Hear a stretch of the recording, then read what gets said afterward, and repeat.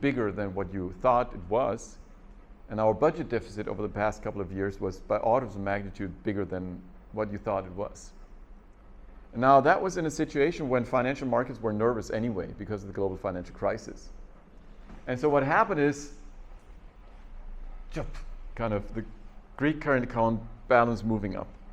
Not because the Greek, I mean, this was not a signal of a healthy Greek economy, right? So anyone who thinks that a current account deficit is bad and a current account surplus is good should be told that this was one of the most painful episodes in recent economic history in Greece, right? Moving from a current account deficit to a current account, to a balanced current account, because financial markets just refuse to finance a current account deficit is very painful. And you see that with a small delay, you had a depreciation of the Greek euro. Now, it was the Greek euro because Greece was not kicked out of the euro area. So Greece was a country that had a fixed exchange rate vis-a-vis its main trading partners. So how did the Greek real depreciation come about? Well, actually, as a Greek civil servant in those years, you got a letter from the government saying, look, folks, we're sorry about that, but we have to reduce your nominal income by 25%. And when you ask, does that mean that things become cheaper by 25%? The answer was, no, sorry, not. It's a real income loss by 25%, that's it. And I mean, it's not surprising that there was a big turmoil in Greece, right? There was people, showing Angela Merkel, the German chancellor, disguised as Adolf Hitler, right, and saying the Germans are forcing us to do that we wouldn't like to do. It was really a very critical phase, but you can understand that. I don't know what would happen in Germany under such circumstances. And this is the sudden stop in a country that is part of a monetary union. Now, the good news is that the whole thing had a happy ending. I mean, I talked about this to Michael Haliassos, and he says actually Greece is now in pretty good shape. They still have a huge government debt, but in terms of reforming their economy, they did a lot of things. Right? In this phase, they had to change a lot of things in their economy, and since then, Greece is out of the headlines. And if there are headlines, these are positive headlines. So this is a little sudden stop episode, and this is just an illustration of this relationship between financial markets, the current account, and the real exchange rate. Okay, and basically, we're done. I don't have to read this to you. We did a lot of stuff on the real exchange rate, right? We talked about absolute and relative PPP. We talked about Bellasser-Samuelson. We talked about the role of terms of trade, price competitiveness. We have talked about firms' pricing strategies. We talked about the real exchange rate, net exports, and the current account in general equilibrium. Tasks ahead is deepening our understanding of the real exchange rate in general equilibrium, right? That's something we don't do. And the other thing is understanding the determinants of the nominal exchange rate, and this is something that we're gonna do. I think I have that on my slide. Nope. So this is the thing that we will go into. This is the thing that we will not do. This is the thing we will not do, right? Okay. References are here. Want to know more is there. Food for thought is there. A lot of stuff to think about, right? And let's go into the last presentation. Okay.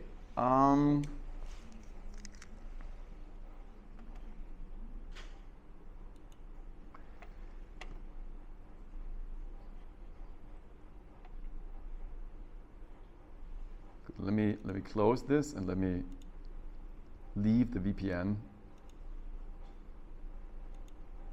and let me open the last presentation of this intense lecture.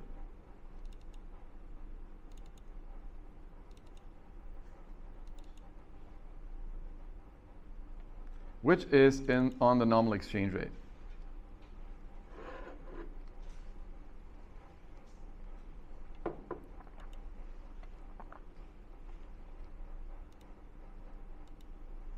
So what was the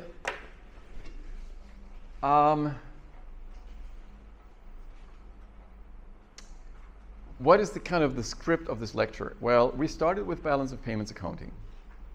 Then we went into explaining the current account first and foremost, acknowledging that the current account balance is the mirror image of the financial account through balance of payments equilibrium. Then we looked at models that are driving savings and investment, the representative consumer model with an infinite time horizon, the OLG model where people have finite time horizons. That's what we did last week and early this week. Then we added the real exchange rate. Now, looking at the real exchange rate from very different angles. Then we combined the real exchange rate and the current account and said, in fact, if we really want to understand the real exchange rate, we cannot do it in partial equilibrium. We have to combine it with, integrate it into a general equilibrium model. Now, the nominal exchange rate had a few appearances, right? When I talked about the nominal exchange rate and the terms of trade. But now the nominal exchange rate will be at the center stage. Okay, so let me motivate. This is the overview. I'll motivate the whole thing, then I'll go into monetary basics, a little bit about money demand and money supply. In a very Eurocentric way, I have to admit, because I know very little about the monetary system in Vietnam, and maybe you can tell me about that. Then I'll talk about exchange rate basics and the nominal exchange rate basics. Then I'll introduce the monetary model of the exchange rate, which is what the Solow model is for economic growth theory, the monetary model is for exchange rate theory, and then I'll introduce portfolio balance models and the rationale for foreign exchange interventions. And then we'll summarize. I'm pretty sure that this will take me more than 180 minutes, but we'll see. Maybe, we'll just play it by ear.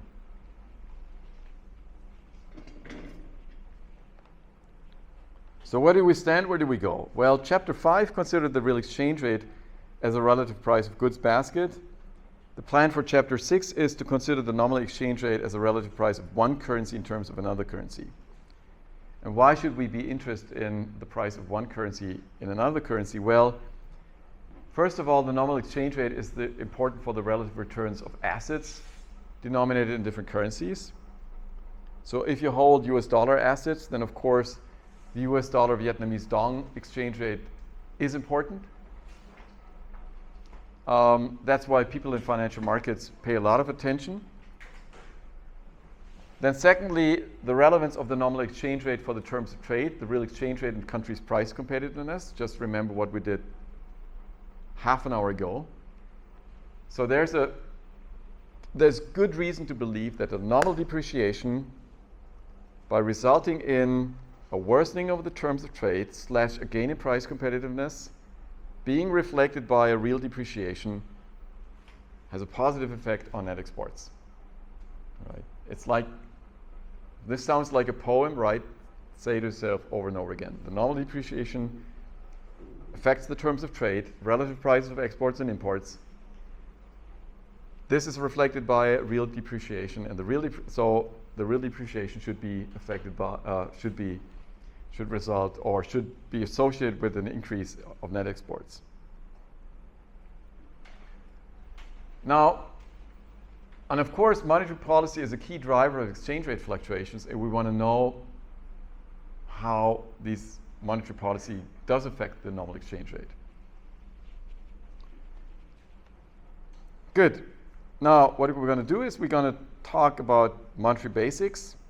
Probably we get that done before the break. Then we talk about exchange rate basics, exchange rate regimes and interest parity conditions, then the monetary model of the exchange rate, And the most important thing to take away from that is the role of expectations in driving today's exchange rate.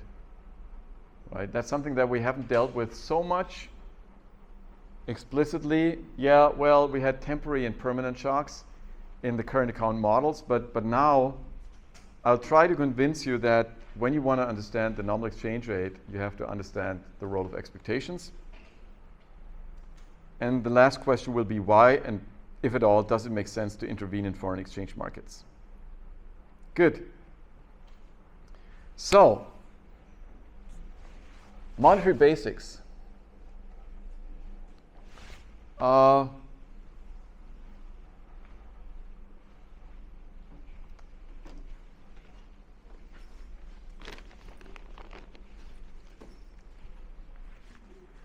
Don't worry, I'll not do anything weird. So why did the person who gave me yesterday a tasty fruit on the Benkat street market give me a fruit which I can eat and accept this in exchange? Why? I mean, you could argue that the person enjoys to see a picture of Ho Chi Minh, right? The paper is something of value that she can use that to exchange or to buy other goods later. Yeah. But that just shifts the question to the next person. Why does that person accept this printed piece of paper?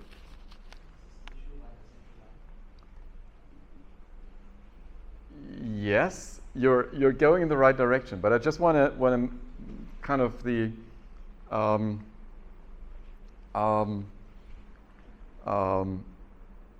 there is a puzzle.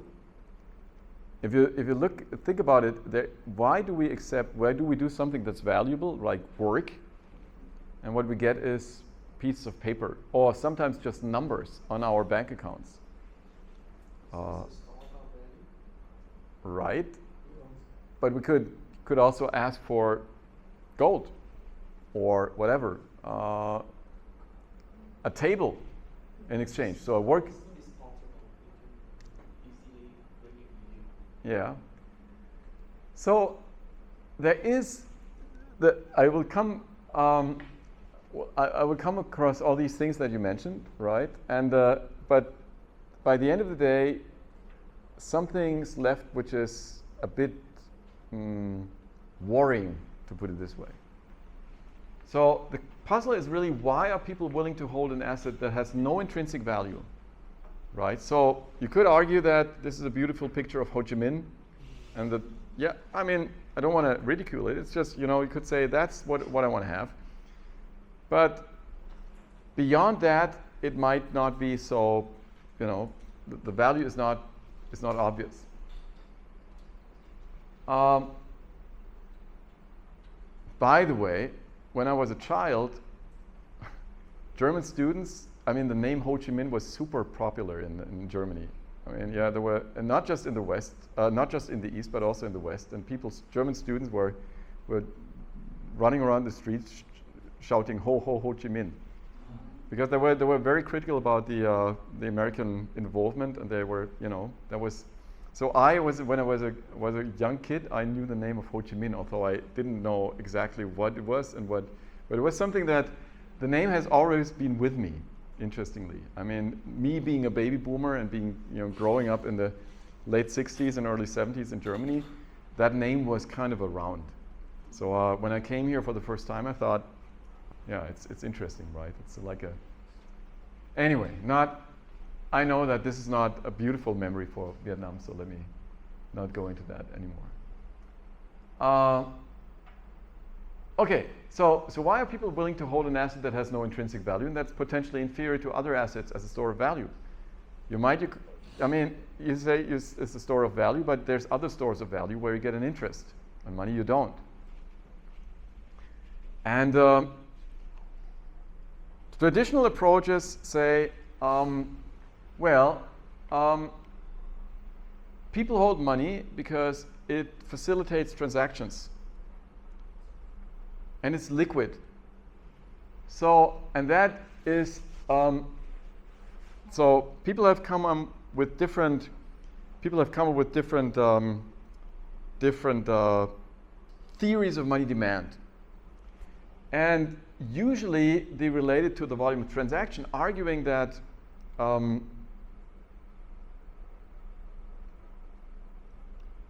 money is like a medium of exchange that makes transactions much easier. And that's probably what you had in mind, right? So suppose we were paying with chairs, right? This was our medium of exchange. You know, the nice thing about a chair, it has an intrinsic value because you can sit on it. The bad thing about a chair is what? You have to carry it around, right? So societies have come up with all kinds of forms of money, but the goal was always to have something that makes transactions easier.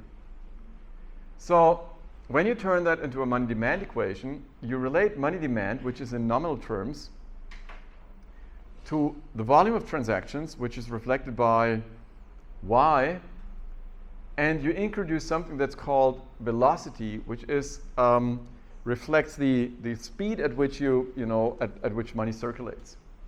Now, importantly, money demand should always be perceived as real money demand. Why? Well,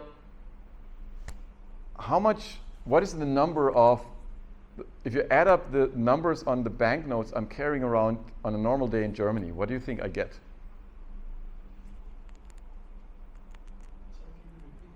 Yeah. Now, I've got a wallet, I just showed you, right? When I walk around in Germany, I have cash with me. Germany is still a pretty cash-oriented economy, in fact. So I have cash with me.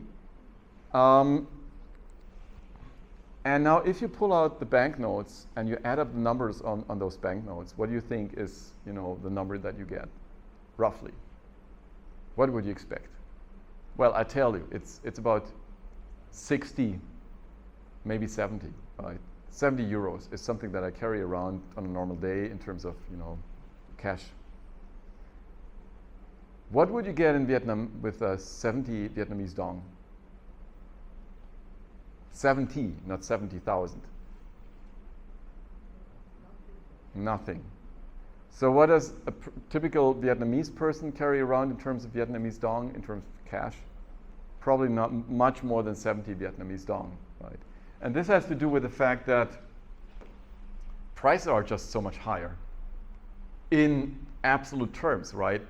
Even a mango that you buy on the Bang Cat street market is worth thousands of dong, right? And so it's not surprising that Vietnamese people, in terms of money demand, you are millionaires very quickly in Vietnam because the numbers involved are so high. So this is the rationale for MD over P, right? It's that you always have to put money demand in relation to the price level, and the price level is basically the number of zeros that you have on your prices, and that's reflected by the number of zeros represented in your wallet. Now the quantity theory of money says real money demand depends on y, which is a proxy for the volume of transactions, and v, which is reflects the speed at which money circulates. So if the money that one person gets is quickly handed over to another person, then you can sustain a lot of transactions with very little money. If people take the money and then they sit on it for a long time, then you need a lot of money to sustain transactions. So then the next thing that came up was people like Alfred Marshall, John Maynard Keynes, and Arthur Cecil Pigou arguing that the interest rate belongs into the picture.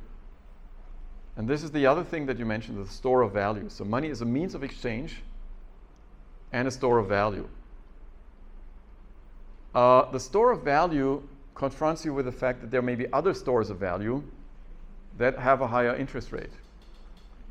And so what you get is eventually the Keynesian money demand equation, which relates real money demand to liquidity, coins as liquidity demand, and says money demand depends on the interest rate in a negative sense, because the interest rate is basically the opportunity cost of holding money, and on real GDP in a positive way, because if you do more transactions, then you want to hold more money.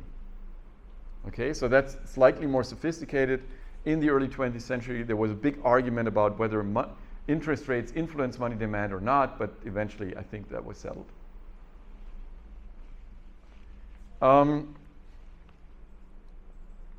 So demand for money decreased in the opportunity cost of holding money, which is the interest rate, and the demand of money is increasing in the volume of transactions. So in this low interest phase of the 2010s, Germans were holding, in the euro area, Germans were holding massive amounts on their checking accounts, which is money, right? Because it didn't cost much. At the time when interest rates were increasing, they were shifting stuff back into interest-bearing assets, because all of a sudden the opportunity cost of holding money was much higher. So more recent approaches are, well, this is not really recent, but it's a famous thing. It's the shoe leather cost model of Baumol and Tobin. What is shoe leather? Well, suppose you're wearing elegant shoes, right? And then you have on the bottom of your shoes you have the shoe leather. Now, why does this enter? Well, the idea of Baumol and Tobin is you get money at the beginning of the month, right? And then you have to decide how much money to leave in an interest-bearing account and how much money to carry around. Now, carrying around a lot of money is bad because you get very little interest on an interest-bearing asset. But if you have very little money, then you have to go to the bank very frequently. Now that is a tax on your shoes, right? Because you have to walk to the bank and your shoes wear off. And that's where the idea comes from, right? So there's a trade-off, right? It's like an inventory model. How much money do you want to hold on average? Now, at times when people are making payments with their smartphones, this is a bit of an exotic idea. But still, there are transaction costs of turning money into something that's interest-bearing, and so there are some kind of shoe leather costs. And so the model is not completely off the shelf. Now, then there's cash in advance models where people just argue that the value of consumption determines how much money you have to hold, because you have to use money for paying for your consumption. And then there's the famous money in the utility function model, going back to a Spanish economist who passed away much too early, which says that holding money makes you happy. Not because being wealthy makes you money, but because money saves time, right? So you put money into the utility function by arguing that if you have money instead of something else, that saves time, and time is something that you enjoy. So instead of spending your money on convincing, suppose I'm going to the Ho Chi Minh or to the Ben Cat. I'm going to the Ben Cat street market and I'm trying to convince the person selling me the mango that she can get a small share of my stock portfolio. That would be a long discussion, right? So I hold money because I can go to Ben Cat to the street market and say, okay, here's the money, I get the mango, end of story, and I can spend my time more productively. That's the story, and in many modern macro models, you have that money in the utility function approach. You may have come across it in one of your macro lectures, right? This is the Sidrowski model. So here's a nice, from my path-breaking book, don't want to exaggerate. I refer to a meta study of money demand. So estimating money demand equations was something that people did in the early 2000s. You know, every half an hour, someone did that and published a paper on it.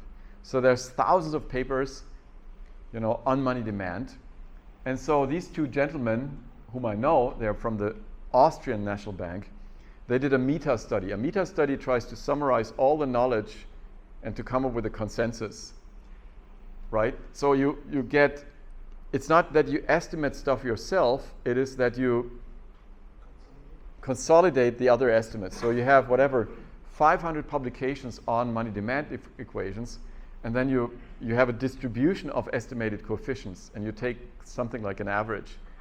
So you get for all countries, you see that the interest rate semi-elasticity, it's a semi-elasticity because you have the log of money demand on the left-hand side and the interest rate as such on the right-hand side.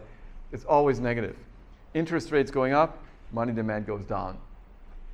The income elasticity is always positive. It differs across countries. And interestingly, the semi-elasticity is in absolute value higher for the narrow monetary aggregate than for the broad monetary aggregate. And that has to do with the fact that broad monetary aggregates have more interest-bearing assets in them. So you have M1, M2, and M3. And M1 is really just cash and checking accounts. And M2 is some stuff that is less liquid but already offers an interest rate. So, bottom line is we do have lots of evidence that real money demand is affected by the nominal interest rate and is affected by output, and that's something that we'll meet later on. And the next thing we do, the next thing we'll do is we try to understand money supply. But that's what we're going to do after the break. I think here's a good point to give you a rest, and myself as well. Okay. Around a little bit, and then we go into money supply. And it would be interesting to learn a little bit about Vietnamese, you know, whether you have a similar thing that we have in Europe, because this will be very Eurocentric. Thank you.